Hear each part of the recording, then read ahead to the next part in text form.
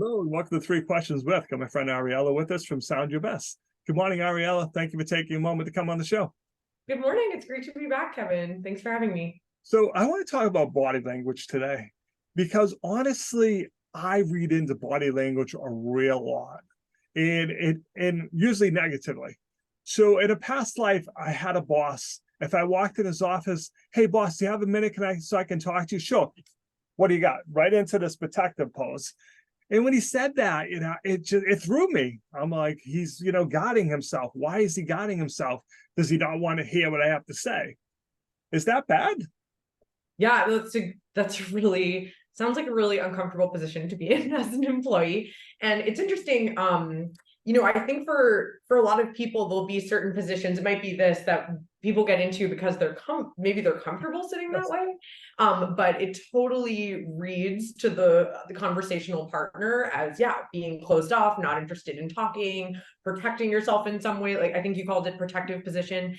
And it's definitely not a good way to start not just a meeting, but really a conversation with anyone. I mean, if it's comfortable, great, relax like that when you're watching TV or whatever, but it's not, it doesn't communicate that you're open to hearing what the other person has to say and that you're willing to be somewhat vulnerable in the conversation as well.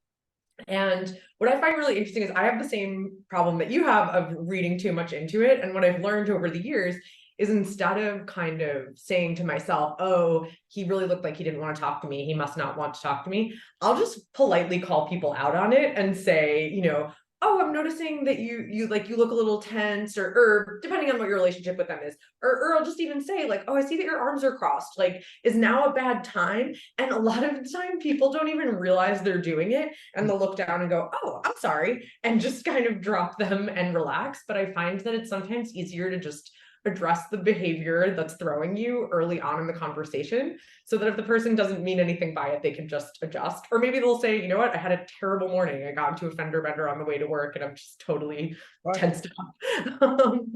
But I also had a boss that when he was thinking, that was his thing. That was part of his thinking process.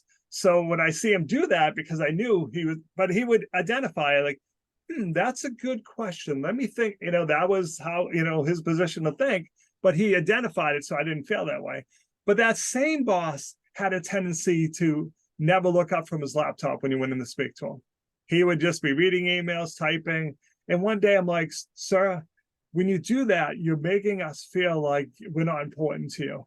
May I suggest you have a big office, couch, chair, conference table? When someone wants to talk about something more than just like, hey, can I leave 10 minutes early? Can you please get up and go sit there and just leave your phone behind, everything, and just pay attention to it? Because you're going to make us feel super valuable if you take 10 minutes to do that.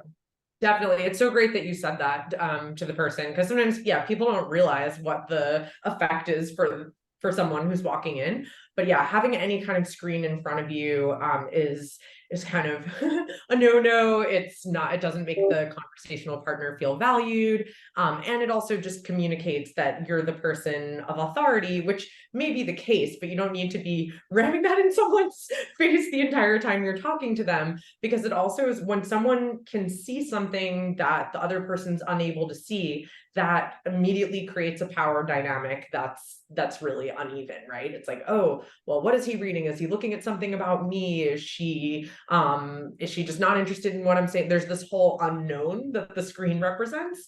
That's part of the person's attention is being directed toward. And so, exactly what you said is what I often recommend to people: getting out of the chair behind the desk, and even just forgetting about the screen, not having the physical separation of a whole desk. I mean, you don't have to sit mega close to somebody, but it definitely feels different to talk to someone across a small table versus across their executive desk with, all of their stuff, their screens, their photos. It's I'm sorry, what did you say? It's a barrier. The desk is it's a barrier. That's how I feel about it. So. Exactly. And so getting up and, sitting somewhere else to talk, I also think it's really important to not always have conversations in the same place, because there are so many associations that we build with like being in the boss's office that are really hard to shake. And if it's not something that needs to be discussed in private, taking it to a cafe, taking the conversation to a cafe, going out for lunch, brainstorming in a different way. It's amazing how much more creativity you'll see from employees, and how much more engagement when you're out of the boss's office. So it can be powerful to move. My last thing on this is I really like eye contact. I Yes. like being able to talk to you, see you, facial expressions, see you smiling. So here's a quick story that my boss made fun of me. I was interviewing for a job and I was really nervous. I was young. And the whole time I was interviewing, the gentleman sat sideways like this. He never made eye contact with me. Honestly, in the middle of the interview, I got up, I buttoned my coat, and I tried to shake his hand. I'm like, sir, you're not listening to me. I'm much younger than the other people. Why waste time? And he's like, what are you doing? I'm like, what do you mean? He's like, kid, you're doing great. You're going to get the job. Like, you're going to walk out in the middle of the interview. I'm like, but sir, because you're not looking at me. He goes, I have a headache. I'm just miserable today. And, and they hired me and he made fun of me like every day. That's the guy trying to walk out in the middle of the interview. But I'm like, that was how I read his body language. And he's like, I'm sorry, I just had a headache. I should have said that. Well, there it is. I should have said that. Just being upfront, if something is going to be, if you're aware that something's going to be a little bit off about the way you present in front of someone, even if it's the first time you're meeting them, just saying, hey, just so you know, nothing personal. I didn't get a lot of sleep last night. If I yawn, I promise it's not because of you. My kid kept me up all night or something, just sort of giving people a heads up, because our minds just go, we take any little signal, especially when we're not in the position of authority in the situation. We try to read any cues we can. It's like, oh, how am I doing in this interview? Or is my boss happy with my performance? And something that seems that the other person might not even notice doing, or they just think is a slight tweak, can really throw off the other person in the meeting. So if people have other questions about body language or communication, what's the best way to reach out to you?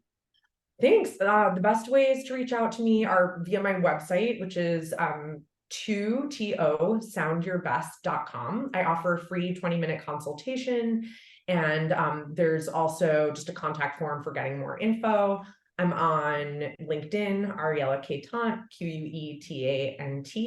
And my email is listed on all of those places as well. But yeah, I'm happy to do Zoom, in office, in my office, any kind of consultation for whatever, sometimes even in an auditorium if people are preparing for a speech.